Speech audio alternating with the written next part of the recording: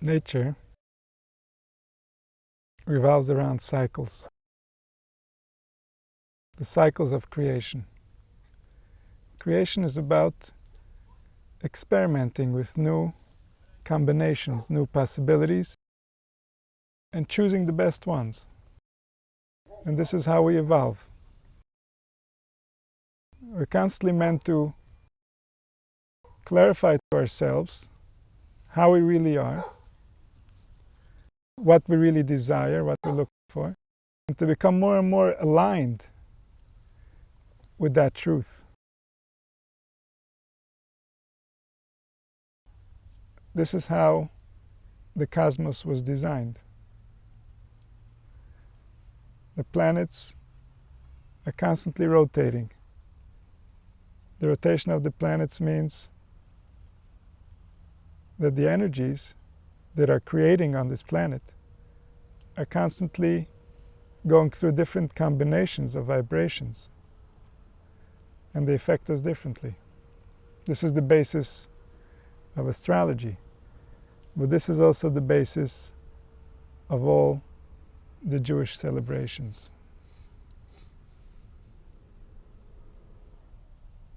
For those who understood the calendar, they didn't simply study the physical movements. They were obsessed with the map of the planets because they understood how it affects humanity, how it affects our own bodies, how it affects the evolution of man, and what the plan is, what's the intent of the one who created this grand scheme. And of course, to understand fully the purpose of man, nobody ever reached, not even the prophets. But the prophets were the ones who aligned the most with the divine intention in their time. And because they were so aligned with the divine intention of their time, they could also understand what happened before and what's going to happen after. But only for a limited amount of time. For a few thousand years, prophets could see forward. And then it was beyond the ability of their imagination to comprehend, because the divine plan goes beyond anything humanity could ever imagine. And so prophets have seen what's going to happen in the next 2 millennia or 3 millennia, and that's as far as anybody's ever seen. Nobody knows what happens beyond that. And even what's going to happen in the next 2,000 or 3,000 years, the prophets saw some of the realities and how they're going to play out, but they couldn't fully comprehend how it's going to feel. What it's going to mean to the one experiencing that experience. And so, this process of the cycles is related to the divine intention. It's related to the very fabric of how the infinite spirit dresses up into all kinds of energies and forces, drives different parts of reality that keep track of the past, different parts of reality that are trying to handle the future, prepare for the future, different parts of reality that are there to appreciate what's happening now. All of these come together in order to create the cycles of life that force us on our way to become what destiny has already described for us. So even the condition we are in now, which if we observe the body, if we observe the amount of sophistication that went into preparing us, we can understand and appreciate in a much deeper way the different details that, while they were happening on their own, might not be so easily appreciated. And so in the future we might appreciate what's happening now more than while it's happening. We might understand what's happening now much better than we're understanding it now while it's taking place. This is because the future is creating the past. Destiny, the perfect vision of a reality that found favor in the eyes of the one who had the power to make it happen. That destiny is what's causing all of this to evolve there. So the desire for that destiny is driving us to exist and to continue. If there was no such destiny, then the entire experiment wouldn't take place. None of this ever would have left the first station. So our being here indicates that at the end of this magnificent process, there's something extremely beautiful waiting for humanity.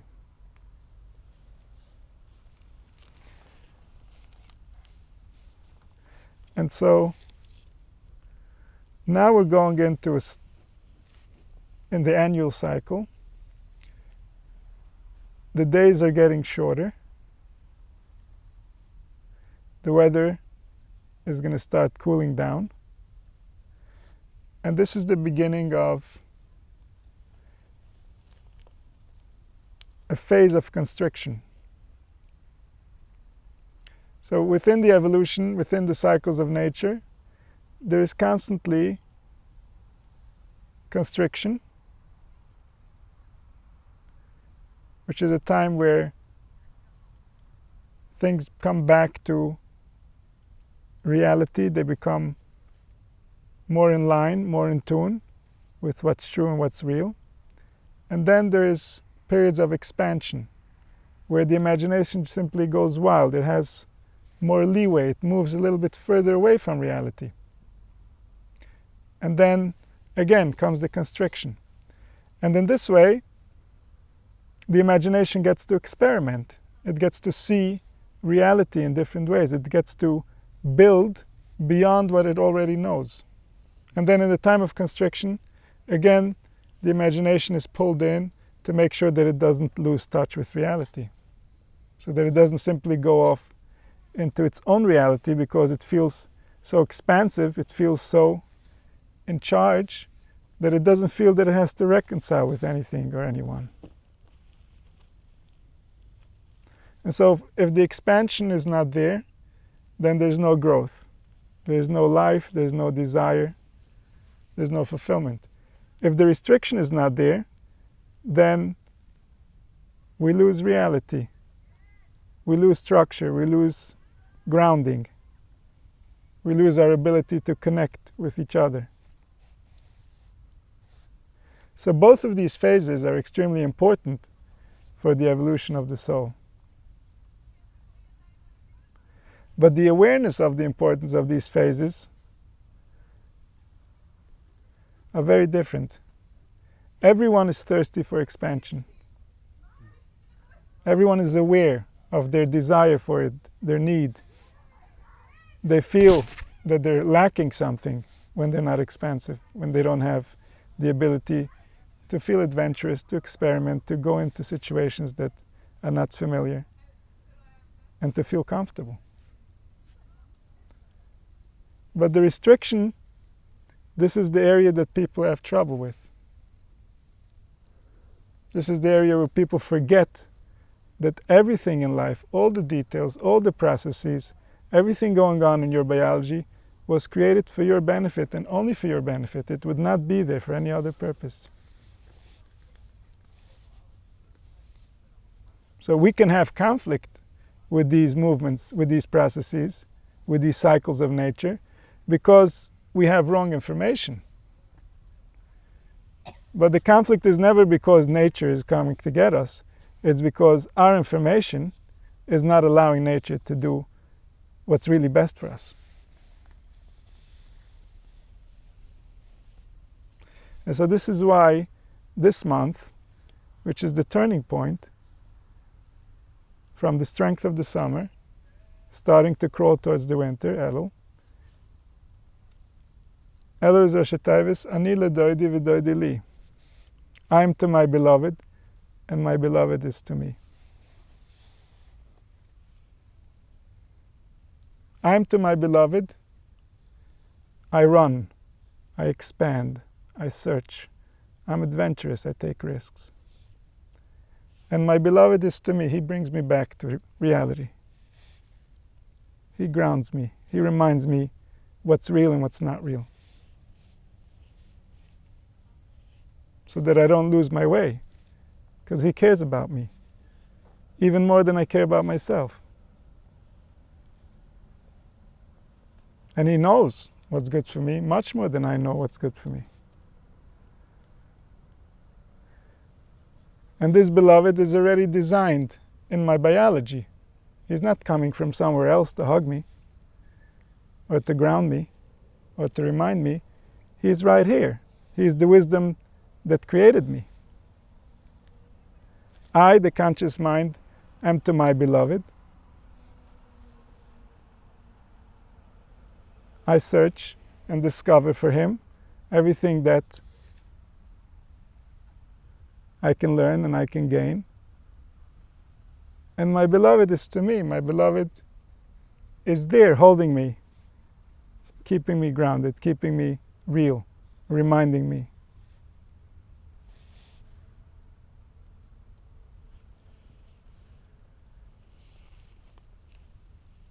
So this is the time where we go towards the midah Sadden, towards the attribute of constriction. And we accept the superiority of the information inside of us to the information that we know and understand. The being that's running our body is much smarter than the being that I created in my thoughts. The unconscious knows much more than the conscious. The unconscious is afraid to reveal to the conscious too much, so that it does know more than it can handle. And so when there's midah Sadden, it means something knows. And we want to align with that truth. We want to align with that knowledge, because it knows best.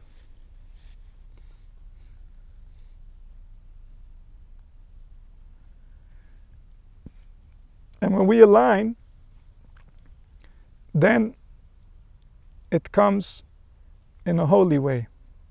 A holy way means in a way of wisdom, in a way of revelation, in a way of realization. When we don't align with the midah Sadden, then it can become contaminated.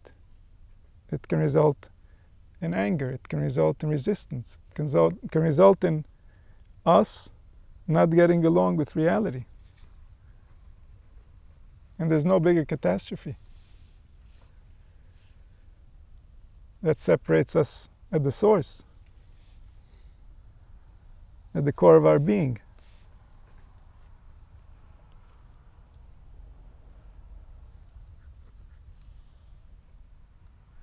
And so Elul is a time where we come back to reality. Pesach, Nisan, Yetzias Mitzrayim, we leave all the restrictions and we expand, we go wild. We want to try everything, we want to know everything. We've just gotten out of jail. We want to taste every food, we want to see every sight. And then comes Elul, Rosh Hashanah. Okay, you've had your experiences, now let's see how much of it do we want to retain. What are they really worth to us? What have we really learned? What have we really gained? What do we know now that we didn't know before?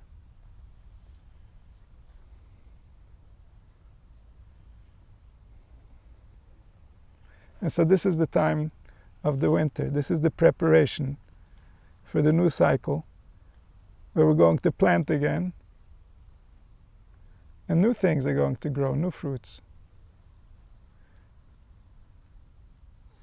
The trees of intelligence are alive inside of us from generation to generation. The interpretation of life is passed on.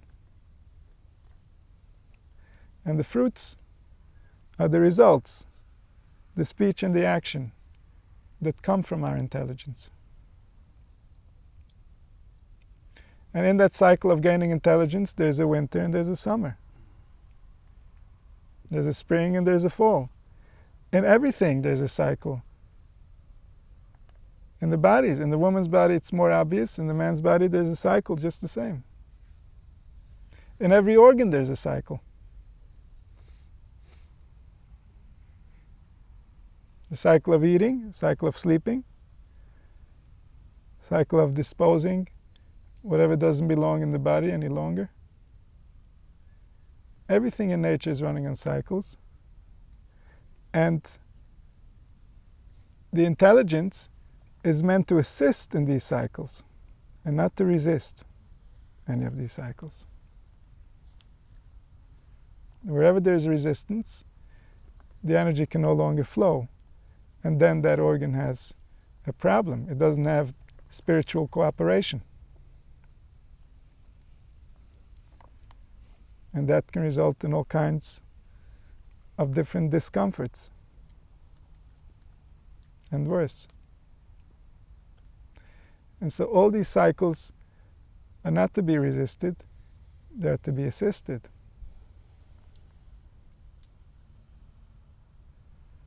And when we feel a cycle coming over us, when we feel certain movements, whether they're emotional or even physical sensations, to allow them and not to resist them. What we know from the bigger cycles, sometimes we can tune into them, sometimes they're beyond us. But every one of us is experiencing their own cycles. Cycles that don't have to be explained, they're just there. Can't be missed. Each one in their own way, and every time of life has its own different things that are going on. All equally important, that we should assist, we should go along with, we should help develop, we should explore. Life needs our assistance. Life hasn't yet figured out how to be human, and it needs our help.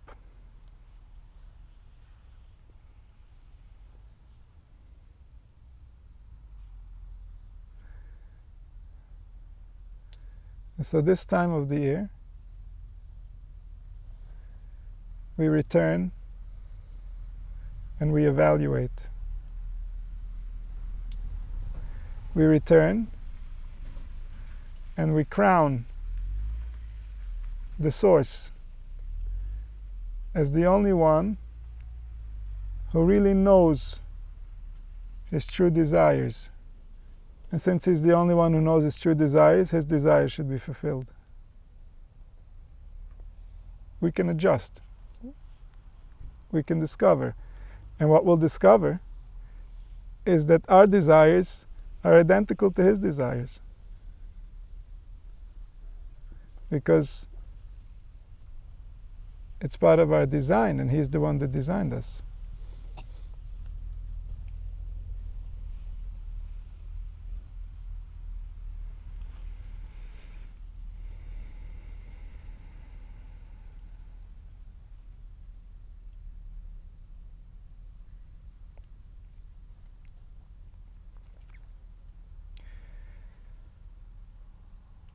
Within nature, we can observe the layers of how energy receives its form. In the human being, there are different organs, different parts that bring out the energy and decide how the person is going to think, feel, behave. All these layers, they have a hierarchy. There are certain organs that get consulted first and certain organs that get consulted later.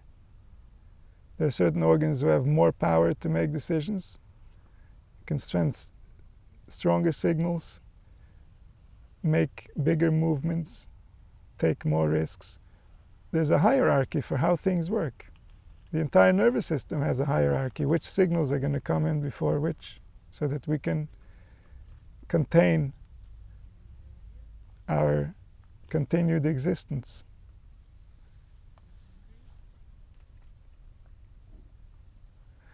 And so,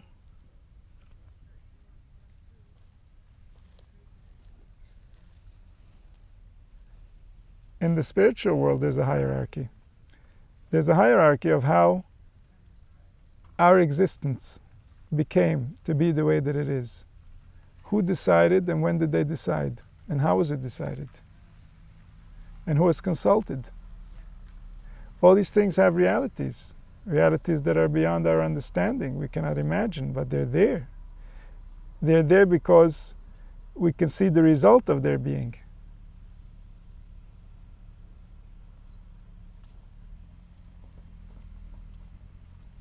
We can see the result of their decisions.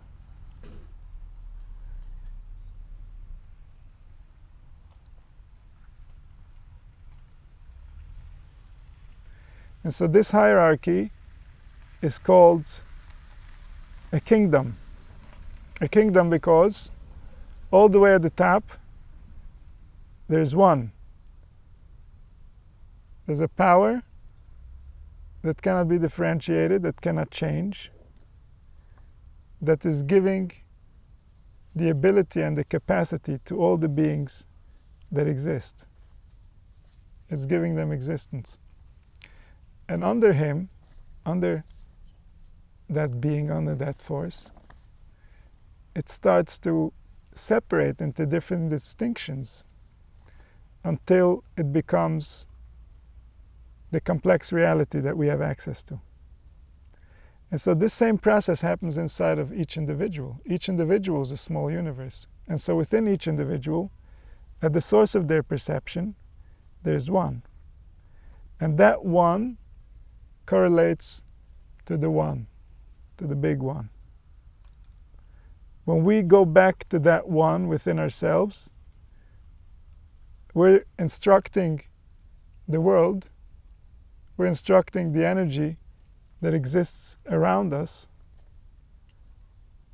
to find its origin, to find its source. Because whatever happens in the small universes, it's like we are remotely instructing the big universe to do the same. So each one of us is a remote control of the universe. When there was only one being, this was very obvious. Even when there were thousands of beings, this was still very obvious. Now that there are billions of beings, it's not obvious at all.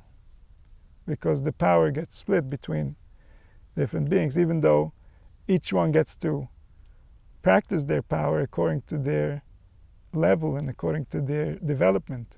So the more they have the capacity to focus their energy, they might be more powerful than thousands or millions of others. But nevertheless, it's very difficult to realize the effect we have on our environment because there are so many of us. But the effect is still the same. The effect is still very real. And so this kingdom has gotten into a bit of trouble because the constituents are not getting along. And so the unity does not reign as the king of the kingdom. There are too many revolts. There are too many factions. There are too many different agendas trying to play out in his kingdom for it to even be called a kingdom.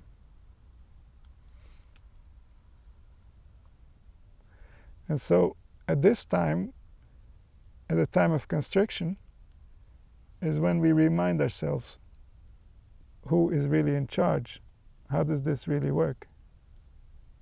There's a way that this works. It's real. That's why it's working. And it only works that way. So even though we have the capacity to imagine many things and create many things and believe many things, and they're all real in the sense that what we are creating, what we are believing is becoming. We're becoming that. But even though they're all real, doesn't mean that that's reality. Reality is that you can create that. But the reality that allows you to create that is beyond that, is what creates your potential. That's the reality that we're trying to surrender to. The reality that creates your potential, not the reality of what you have created. What you have created, that's already your choice. And then what you have created might align with the reality that creates you, or it might offend the reality that creates you.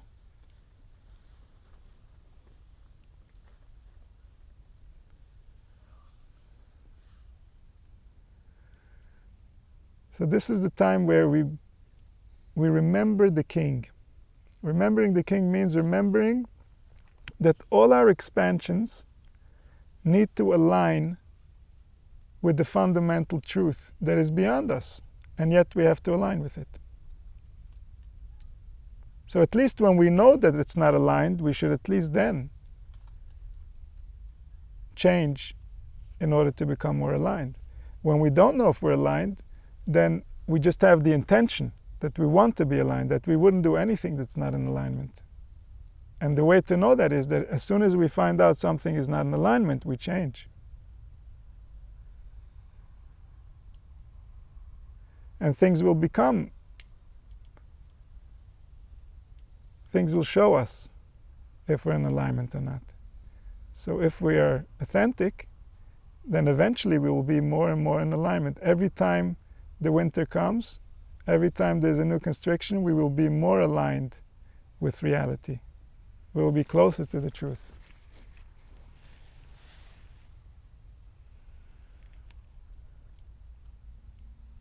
And then the expansion can be deeper, more meaningful, more real. Then the expansion is safe. When we're aligned with reality, we can expand freely. We won't offend. We won't cause damage. And then a new restriction, because whenever we expand, we're experimenting. We don't really know. It's not really clear what's happening until later.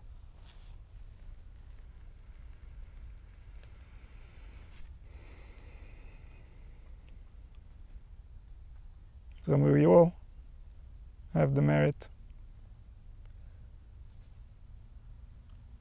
to be able to align with reality, to gain more access to our intelligence, to find peace within what is, so that we can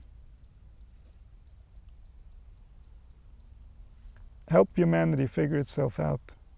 Humanity needs all the help it can get. And as soon as we'll figure ourselves out, we will have a permanent redemption that will never leave us. May it happen soon.